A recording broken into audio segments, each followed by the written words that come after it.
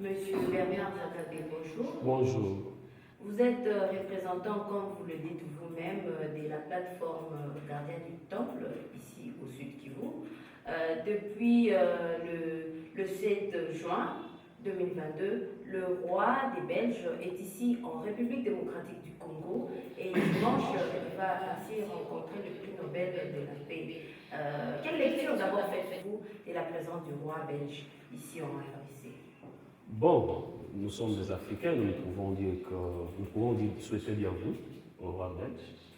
Et nous pensons que, exceptionnellement pour la ville de Bukavu, ça fait 67 ans que la ville de Bukavu n'a pas accueilli le roi belge. Et la dernière fois, quand on avait accueilli le roi belge, ce n'était pas passé sans effet. C'est à ce moment-là que la ville de Bukavu avait bénéficié de la construction de la commune de Bagira.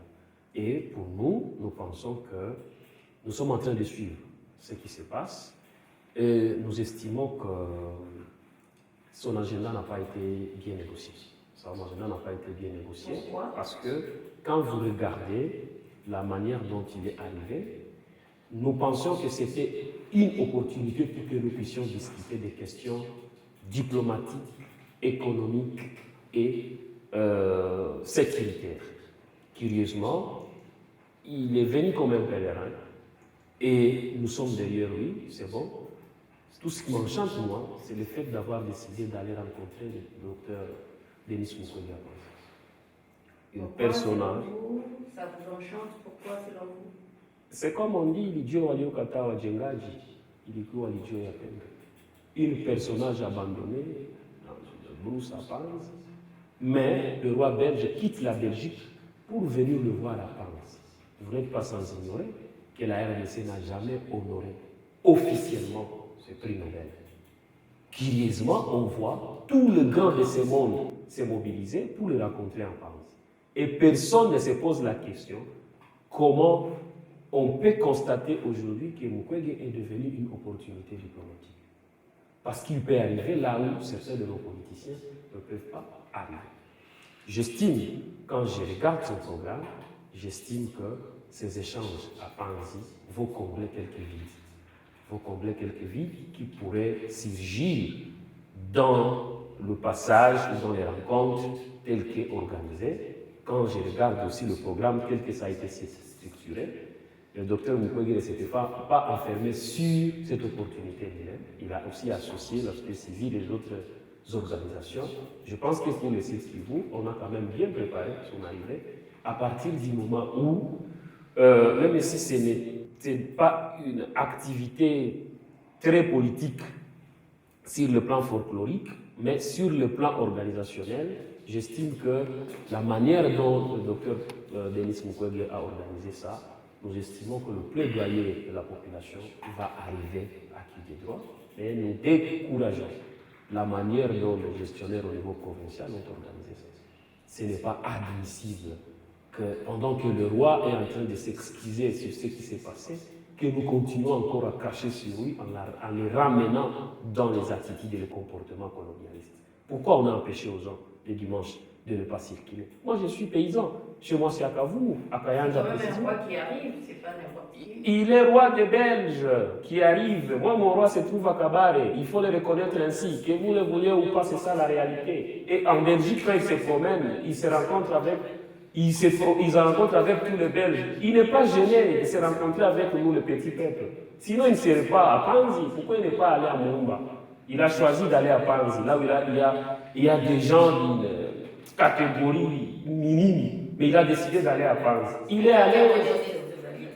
est à l'aise avec nous. Et pourquoi vous nous empêchez, nous, les vanipiers, de ne pas se promener ces jours-là?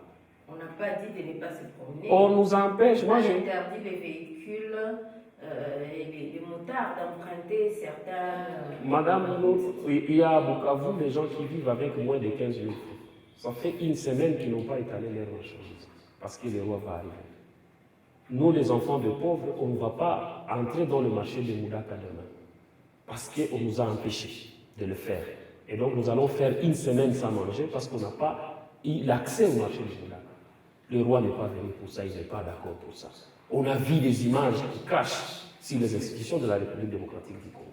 Quand vous mettez les rois belges devant et les présidents de la République derrière, et vous nous demandez, nous tous, de nous ranger derrière, cette image se trouve où? À la place de l'indépendance, la route entrant vers les lycées Ouima. Ça crache sur les institutions de la République. Je regrette que nous continuions à produire des images pareilles. C'est une honte contre la nation, mais on n'a pas de choix. Quand on a des gens qui ne comprennent pas la communication politique, on s'assume.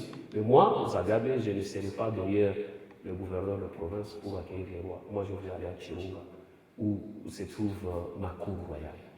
Et alors, d'après vous, il n'y aura aucun impact positif à la suite du passage du roi ici en RDC et surtout à Bukavu? À quoi devrait-on s'attendre? Quand vous regardez son agenda, on ne peut pas s'attendre à quelque chose.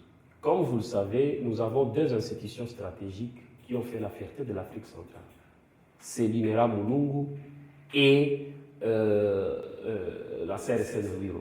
On s'attendait à ce que le roi belge puisse arriver à ces deux institutions. Peut-être que ça pouvait nous produire des partenariats de grande envergure pour des projets pouvant nous aider.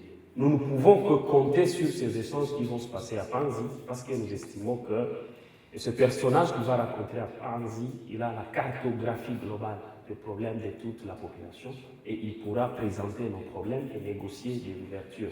Mais quant à nous, population, vous savez que les députés ne seront pas reçus, les hommes politiques ne seront pas reçus. Quant à nous, population, nous pensons qu'il n'y a rien de spécial que nous pouvons attendre de ces visites.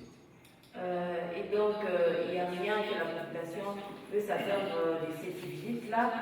Vous auriez voulu que le roi fasse quoi? Il n'est pas quand même une autorité en République démocratique du Congo. Il devrait faire quoi exactement? Vous savez, nous sommes en face de la diplomatie internationale.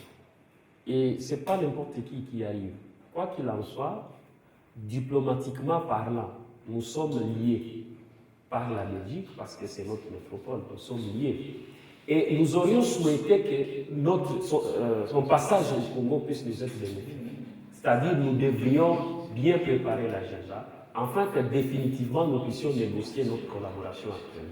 Parce que si vous regardez bien, le monde est en train de se ranger entre deux grands blocs. Le bloc de la Russie, la Chine, la Corée du Nord, etc., et le bloc des Américains. Entre les deux blocs, nous semblons être en train de tâtonner. Diplomatiquement parlant, nous devrions discuter avec notre métropole pour que, et nos gestionnaires et la population, nous puissions savoir, nous nous rangeons derrière quelle philosophie.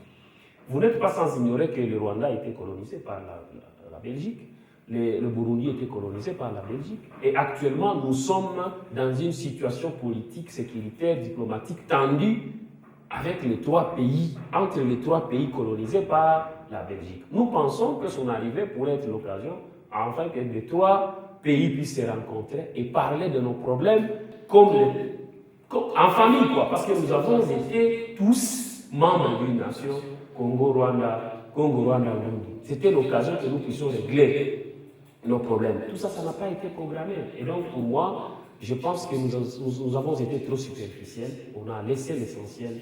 On s'est beaucoup plus focalisé sur le futur. Bernard Zagabé, la radio Suvaine, vous remercie. Félicitations, madame, pour la manière dont vous gérez la radio Suvaine.